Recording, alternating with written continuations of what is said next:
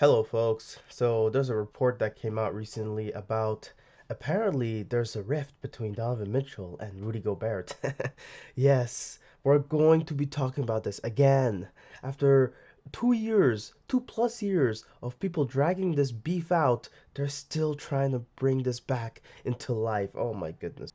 Now, this publication here writes about the report that apparently these two are having beef.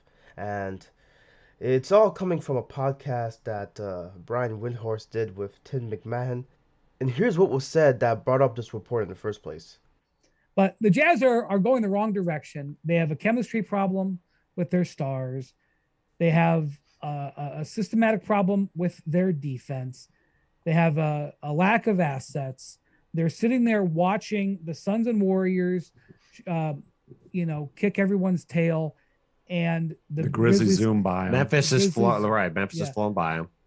it's I don't want to make too much of this, but I'm starting to feel a little bit warm on the seat in Utah under this Well, situation. So they've lost 11 to 14 now after they beat the Jazz JV, beat the Nuggets JV last night. And in that stretch, Donovan has missed 8 games. Rudy has missed, I believe, a total of 9.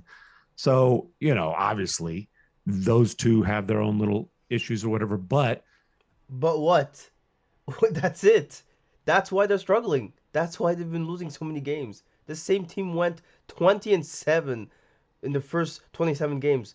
So Donovan Mitchell has been out a couple of weeks now with a concussion. It's worrisome. I think that the word is that he's going to be okay. They're not worried about lingering effects, but he's taken some time to get back. Gobert has been out as well.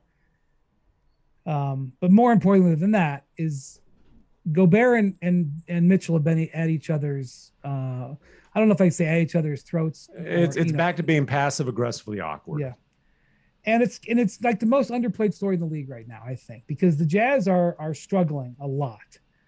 You know why it's the most underplayed story in the league? Because you guys have been hashing this story up for years now, and nothing of substance has come out of it. And then Donovan Mitchell gets asked about this, and of course he's like, no, we're good. That's just not true. And people in the comments are now likely to believe Brian Windhorst. What?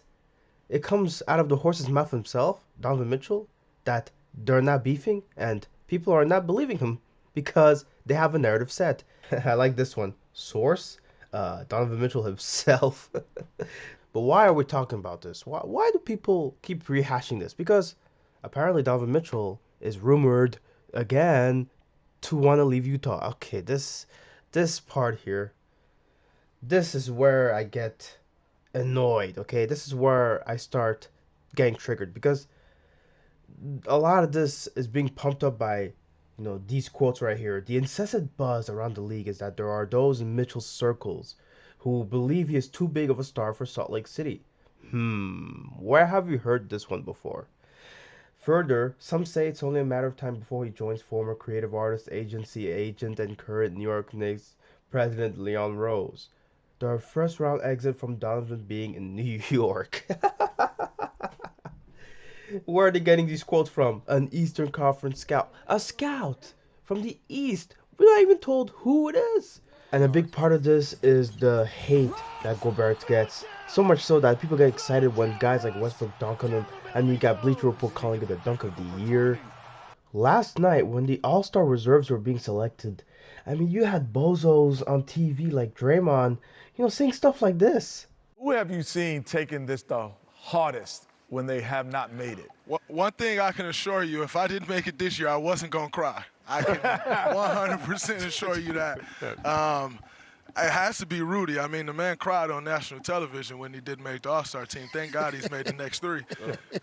Stop it, Dre. Leave that man alone. I mean, you can't cry, Chuck. I said it then. I'm going to say it now. I got killed on Twitter then. I'll probably get killed today. No, but you right. can't cry. No, you're right. Of course, Shaq's gonna agree. Oh my goodness. It's hard enough for men to cry and be open about their emotions to people in general because of how society perceives that as being weak. And now you got, if this is the stuff that Draymond is gonna spew out being part of Turner Sports, I really hope that he retires not only from the sport but also from television. Because context matters, folks, and Gobert had said something in that interview that set him off emotionally, and you knew at that point it was only a matter of time before he started crying. I mean, yeah, it was a rough night. I mean, my mom caught me crying. It was tough, but it is what it is. So yeah, I'd imagine that most people would get emotional seeing their mother cry, right? And it's annoying because he regularly gets this shit from people, not just in the media, but people on social media everywhere. I mean, he did one press conference before the whole COVID situation hit, and he was touching the mics and everything, and people still to this day give him shit for this. He apologized. He said everything needed to be said about the situation to remedy it. But somehow, someway, people are still rehashing this as though Gobert is in the wrong in every sense of the word, and as though Donovan Mitchell is just tired and wants to go to New York. And these rumors, they keep spreading, like with Zion. It never ends, it never ends. At this point, it's just noise to me, and I'll report on it every time it happens because it needs to be called out for what it is, which is essentially BS.